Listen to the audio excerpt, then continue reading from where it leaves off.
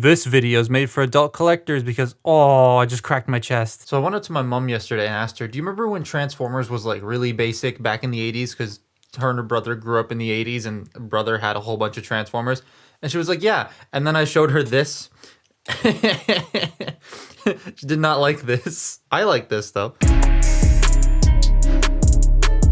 As you know, I love this figure. It's my favorite of the year, well, the year 2025. My biggest issue with it, though, was the paint. It's very unfinished Games Workshop-y gray, like most of the minis I currently have sitting in my house. Then they pumped this out, marketing it alongside my most anticipated figure of the year. I really want that Grimlock. But yeah, this. There is actually enough different here to make me feel okay with owning both the regular and the evil Optimus. This was purchased at CMD store. Here's the box, not sponsored. There are a couple of quote-unquote this mold being used again weirdness, but I like a little... Words are hard, but I like it a lot more than the original Prime. The new parts they added are the forearms. He now has the Knight forearms, which in Age of Extinction he gets at the end of the movie, and then he has all the way through the last night. All 7 minutes of screen time. 7 minutes? Damn, that movie sucks. I like the new arms more than the old. The older ones feel like they had more detail, and these ones could use a bit more paint, but the sculpting here, I just like it a bit more. It fits the vibe a bit more to me. The biceps are new too, which was a surprise to me. I didn't actually know that. The front of the head is new, so that's everything in front of the ears, so like the face, forehead, chin, all of that. It's a new unmasked head, and there is a lot of detail on display in the face. I love the purple eyes and the red stripe. And funny thing, Nemesis Prime wears the mask, I think, like once in the film. For the vast majority of the movie where he is Nemesis Prime, he's got his mouth out, so this version coming with the mouth head I think is a nice little touch. The weapons, he comes with the Bumblebee murder blade that is entirely painted gray, and then the Hound shotgun.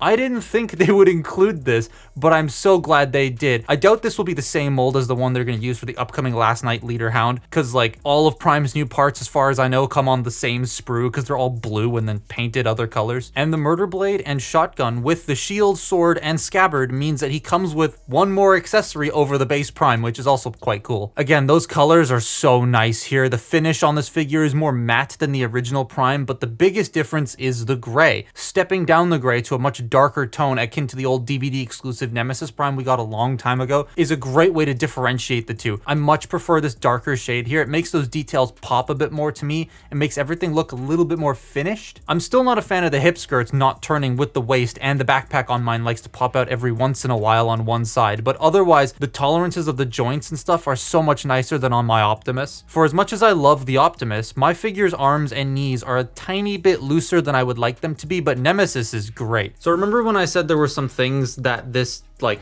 does that really feel like it's, oh, this is the second time this mold's been used, therefore there's a problem. And yeah, it's in the torso, and I'll get to that in a second, but we'll start with the head. So the head's on a ball joint. You get some really nice tilt side to side, and it kind of helps with like the whole evil Nemesis look. You can make him look creepy. He can't really look up. He can look down and, you know, look left to right and get stopped by the collar, but honestly, that's pretty much as far as a human head would turn anyways, so I don't really care.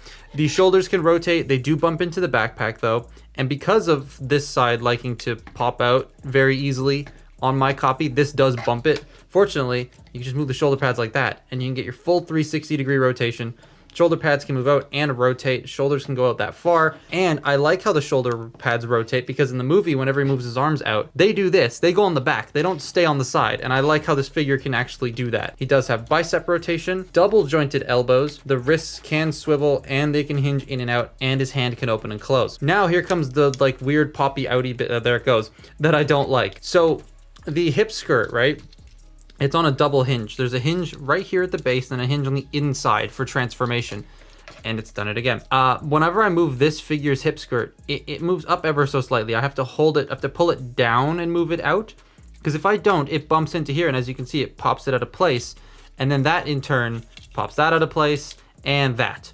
So my other one doesn't do this.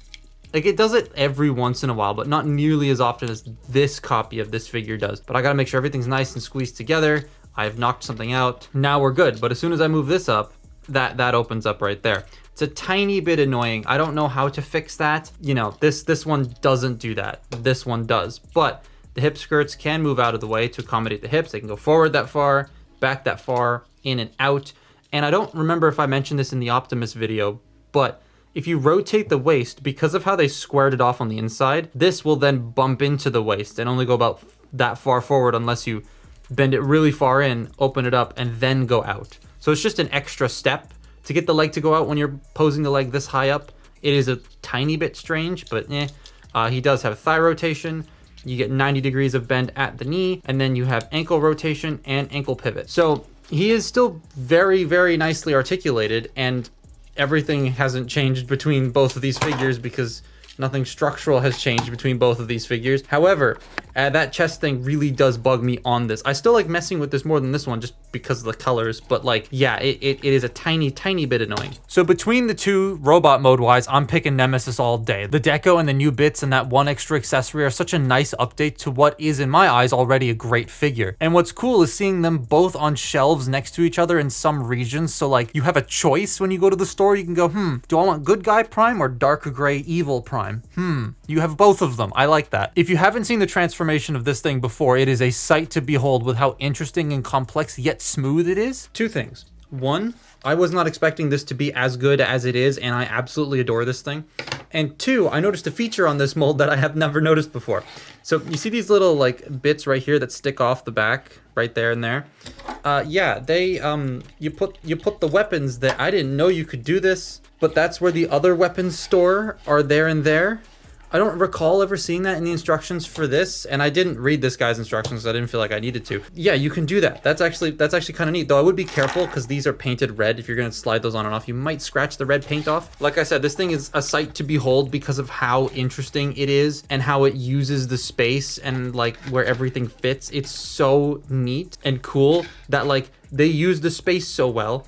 There's nothing to put in here. That's why it hangs off the back. That was something that Sam's Forge talked to me about because he's an engineer. I'm gonna fold the shoulder pads up and just straighten out the arms, bring them out like that. We're going to take the backpack and unpeg it and straighten these panels out here on either side, and then fold that down and bring this section up. Then you want to take this front cab section and just shift it down. It does peg in, and then you want to fold out the grill. That's the front of the truck ready to go. Now what we're going to do is take this chest piece here and bring it out. Take the arms, fold them back, and then bring this up and shift it forward, fold this in, and click that into place. Then we're gonna take the wheel arches. You're gonna fold the hip skirts out. Yeah, the wheel arches are in the torso. And bring these forward, and they'll just sit there like that for now. Now we'll work on the arms. So you bring this section out on both sides, little door that will just sort of sit in place. Then you take the arm, and you wanna rotate it, get the shoulder pad in, rotate it down, fold this at the double hinge, peg the elbow into place, and then peg the shoulder pad into place, and that's an arm. Now you're gonna rotate the truck cab section 180 degrees so that it's facing forward. Then you wanna bring these up, and then this is on a double hinge that will shift down and into that little cavity there. Once it's in the cavity, we're gonna take this front section here and peg it all together like so. And then you bring these sections down. They're going to go over top of these little like clip sections on the arm panels and snap everything into place, and then fold that down and it will snap into place as well. And that's the front of the truck done. That's really clever. Then you take the hip skirt and you fold it up. You take this section and rotate it around. Now you close up the feet, make sure they do clip into place, very soft right there. You rotate this 180 degrees on either side. Then you bring these sections out, and then you rotate at the thigh swivel, open these sections up, and bring these enormous sections out of the legs. Rotate the trailer hitch around. Now you can peg the legs together. Then you want to bring this section around, fold that up, and then we are going to peg the roof together. We're gonna straighten that out a little bit more. Then you want to do this in a very specific order, because if you do this first, then it's not gonna work. So you want to take this section, bring this down, and peg it in over top of the entire truck. These little hooks have to come down first, because then they hook into here. And you bring that in, and then that will peg into the side, and then you fold these sections up, and there you have him in truck mode. Very, very fun to do that back and forth. I still enjoy it quite a bit. In truck mode, this is where I think the older gray works better. It's on the side bits. It matches with the silver sun visor roof thingy and the grill.